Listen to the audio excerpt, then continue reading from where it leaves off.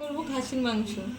আলু মাংস ধোয়া আছে, আলু কাটা আছে, পেঁয়াজ টমেটো কাটা আছে, এটাই মশলা আছে, ধনে জিরে শুকনো লঙ্কা আদা রসুন, এর মধ্যে গরম মশলা দেওয়া। সর্ষের তেল দিলাম, সর্ষের তেল দিয়ে রান্না করবো। আলুগুলো ভেজে নেব।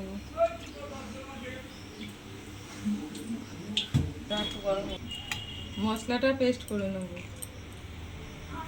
আলুগুলো ভেজে নিয়ে রাখবো।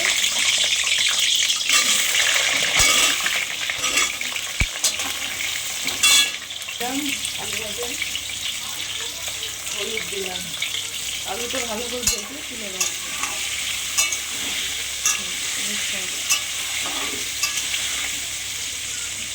তুলে নিলাম, দিয়ে নেবো।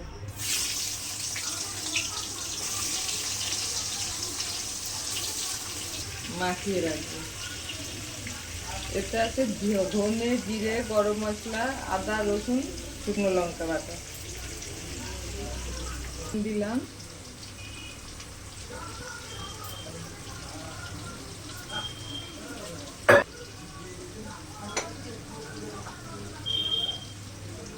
হলুদ দিলাম, অল্প একটু চিনি দিলাম, কুচি রেখেছিলাম দিয়ে দিলাম, অল্প সর্ষের তেল দিলাম। এটাকে ভালো করে মাখিয়ে নেব। মশলা আছে ধনে জিরে শুকনো লঙ্কা আদা রসুন গরম মশলা।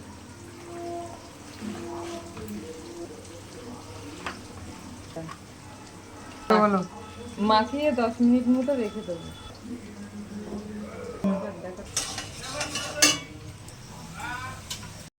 পেঁয়াজ ভাজা তুলে রাখলাম,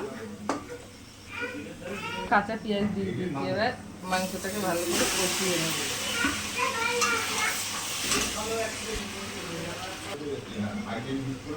গামলাটা ধুয়ে একটু জল দিয়ে দিলাম, একটু ঢাকা দিয়ে রাখলাম, একটু নেড়ে নিলাম, আবারও ঢেকে দেবো 10 মিনিট মতো। কষানো হয়ে গেছে, এবার ভাজা পেঁয়াজগুলো দিয়ে দিলাম, দিয়ে আর 2 মিনিট 3 মিনিট কষিয়ে নেবো।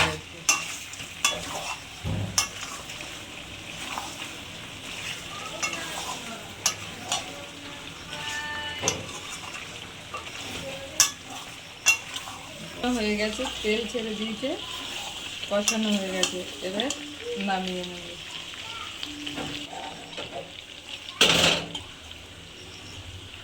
প্রেসার কুকারে ঢেলে রাখলাম, প্রেসার কুকারে তুলে নেব।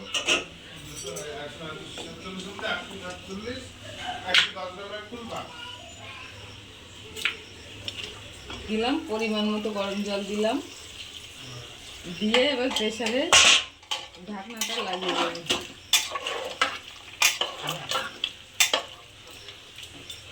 দুটো তিনটে সিটি হয়ে গেলে আলুগুলো দেবো। দুটো সিটি দিয়ে নিয়েছি, এবার আলুগুলো দেবো। আলুগুলো দিয়ে আর দুটো সিটি দেবো।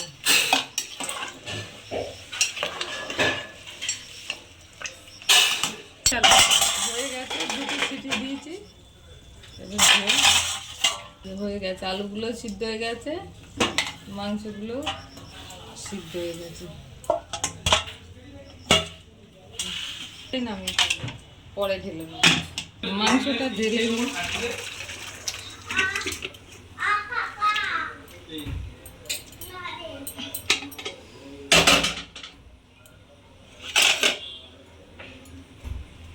কেটে দিলাম।